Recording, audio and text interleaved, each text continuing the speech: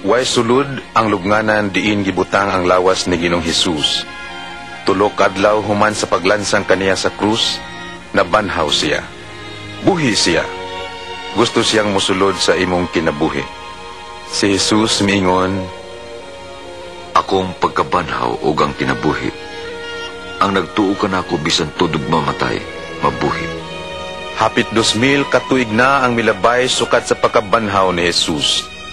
Ug nabuhi gihapon siya karon ingon nga labing dako ug labing gamhanang impluensya sa kalibutan. Ang mga mapagarbuhong magbabalaod niadtong miaging mga katuigan miabot ug nahanaw. Mga eskolar, pangulo, siyentipiko, mga utukan ug mga teologo miabot ug nahanaw. Apan si Jesus buhi gihapon karon. Siya mao ang labing talagsaong tao nga nabuhi. Talagsaon ang iyang pagkatao. Ang Biblia nag-ingon, ipakatao siya ni Birhen Maria. Talagsaon ang iyang kinabuhi. Ang iyang kinabuhi maingon nga katingalahan. Balaan siya, ug wala makasala, ug naghimo og mga milagro, nga wala mahimo ni bisan kinsa. Talagsaon ang iyang mensahe. Naghatag siya og gugma, pagpasaylo ug bag-ong kinabuhi ngadto sa tanang mudawat kaniya nga manluluwas og Ginoo. Bisan asa, ang iyang mensahe makahatag og bag-ong kinabuhi, bag-ong paglaom ug bag-ong tinguha alang sa kinabuhi. Talagsaon usab ang iyang kamatayon sa krus. 2,000 katuig na ang milabay. Ang Dios sa kalibutan misugo sa iyang anak si Jesucristo aron mo'y halad alang sa sala sa katawhan. Namatay siya alang kanimo. Talagsaon ang iyang pagkabanhaw. Tulo ka adlaw human sa iyang kamatayon, nahitabo ang labing katingalahang panghitabo. Nabanhaw si Jesus. Ang iyang pagkatao, kinabuhi, kamatayon o ang iyang pagkabanhaw, nagpamatuod nga si Jesus mao ang iyang giingon nga anak sa Dios, ang manluluwas sa katawhan. Ang mao gihapong Hesukristo buhi karon. Gusto siyang musulod sa imong kinabuhi, mupasaylo sa imong mga sala ug muhatag kanimo gahom aron mabuhi nga madagayaon. Paminawa ang iyang mga pulong. Umari ka mo kanako, kamong tanan nga gikapuyan o gibugatan sa inyong gipasan. Ug papahulayon ko kamo. Ako ang dalan, ang kamatuuran ug ang kinabuhi. Walay mo adto sa amahan kung dili mo agi kanako. Ang Biblia nagaingon, nakasala ang tanan ug nahilayo sa Dios. Kini usab nagaingon, kay ang bayad sa sala mao ang kamatayon, apan ang gasa sa Dios mao ang kinabuhing walay katapusan, nga anaa kang Kristo Jesus nga atong Ginoo. Pagkamatay ni Jesus, gibayran niya ang silot sa imong sala.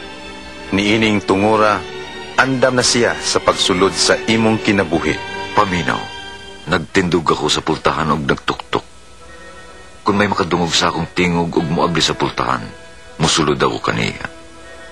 Aron maangkon ang iyang gugma og pasaylo og makadawat og way katapusang kinabuhi, kinahanglan nga imong dawaton siya isip halad sa Dios alang sa imong mga sala ug dapita siya sa pagsulod sa imong kinabuhi pinaagi sa pagtuo.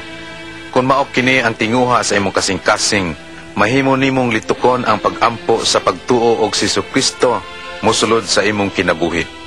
Maop kini ang gisugyot nga pagampo. Muuna ako sa paglitok. Ginoong Hesus, gikinahanglan ko ikaw. Salamat sa imong pagkamatay sa krus alang sa akong mga sala. Giablihan ko na ang pultahan sa akong kinabuhi o gidawat ko ikaw nga akong manluluwas o Ginoo. Ikaw ang maghari sa akong kinabuhi. Amen. Kung kining maong pagampo ang imong gitinguha, pagampo karon dayon sa imong nahimutangan. Sunda ako sa hilom, samtang giusab ko paglitok ang mataglinya. Ginoong Hesus, gikinahanglan ko ikaw. Salamat sa imong pagkamatay sa krus alang sa akong mga sala.